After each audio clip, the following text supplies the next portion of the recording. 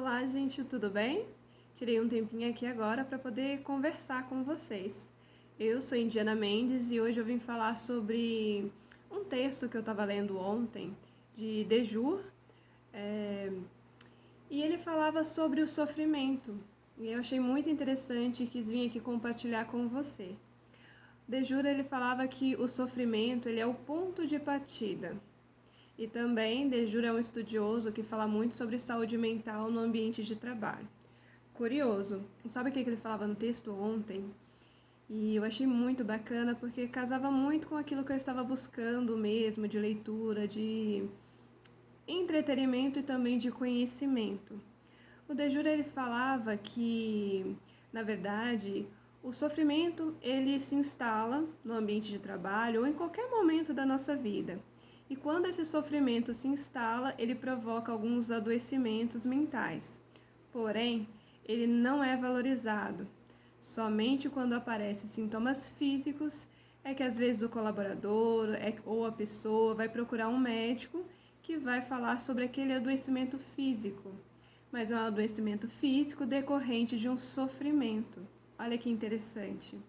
E muitas vezes a gente espera o sofrimento se instalar.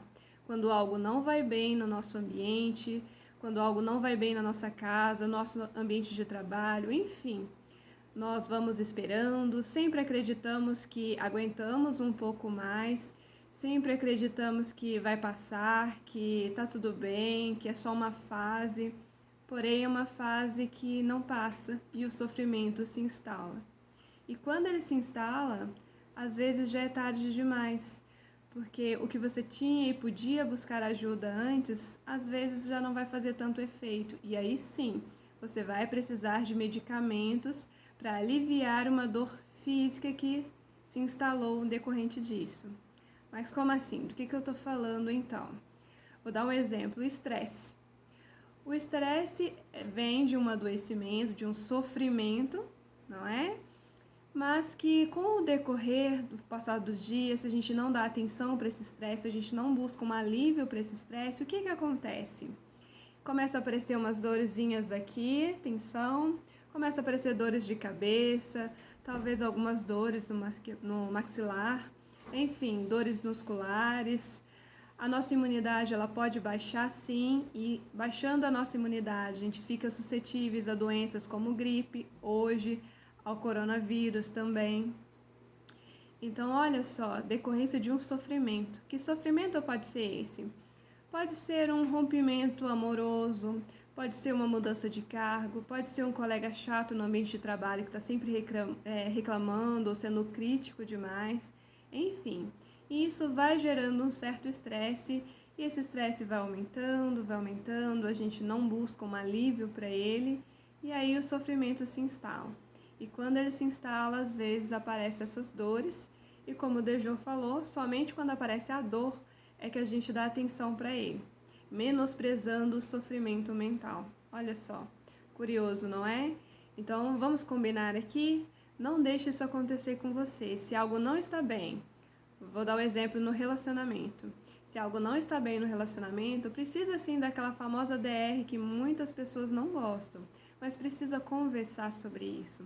Falar do seu sofrimento em si é terapêutico, tá? Então falar disso com alguém, conversar com um amigo, conversar com seu irmão, com sua mãe, com seu pai, enfim, com seu parceiro, com quem você puder. Falar sobre isso é importante, porque quando você fala, você também escuta aquilo que você está dizendo. E muitas vezes, quando fica só no pensamento, às vezes fica difícil da gente elaborar isso. E a fala, ela exige essa compreensão para poder saber elaborar e passar para outra pessoa, para que a pessoa entenda aquele sofrimento que você está sentindo.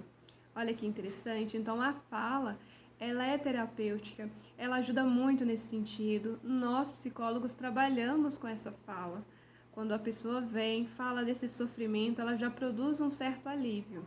E quanto mais ela fala sobre o sofrimento dela, mais ela vai conseguindo reelaborar esse processo, esses pensamentos, essa vivência, e aí consegue sim um alívio. muitos casos, a gente precisa de técnicas mais aprofundadas para conseguir chegar nesse resultado gostoso. Um resultado que seja satisfatório e que a pessoa realmente sinta um alívio. Vou dar um exemplo. Às vezes, da minha gestação mesmo, depois que eu tive 2 meninas, eu comecei a ficar mais estressada, eu ficava mais em casa, porque eu decidi ficar em casa cuidando delas. No entanto, eu tinha esse sofrimento, eu tinha essa vontade de voltar a trabalhar. No entanto, eu não falava sobre isso. Eu ficava em casa, cuidava das minhas filhas, tinha uma rotina, mas eu precisava voltar a falar sobre isso. Eu precisava elaborar esse processo de retorno ao trabalho. E aí já se instalou um sofrimento. De pensar em retornar ao trabalho, já vinha outras questões de com quem que eu vou deixar minhas filhas, como que vai ser esse retorno ao trabalho.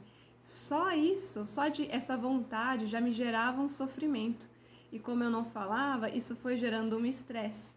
E o estresse, como a gente sabe, às vezes a gente expressa de uma forma que não é muito saudável, através de raivas, através de palavras que às vezes é um pouco bruta, ou fica irritado com qualquer coisa. Isso aconteceu comigo também.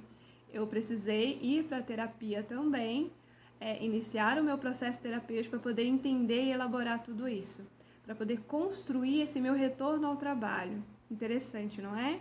Mas sim, nós psicólogos também fazemos psicoterapia, é algo normal e até é muito necessário para nós, para que a gente tenha essa terapia, que a gente possa saber também acolher o outro. Interessante, não é?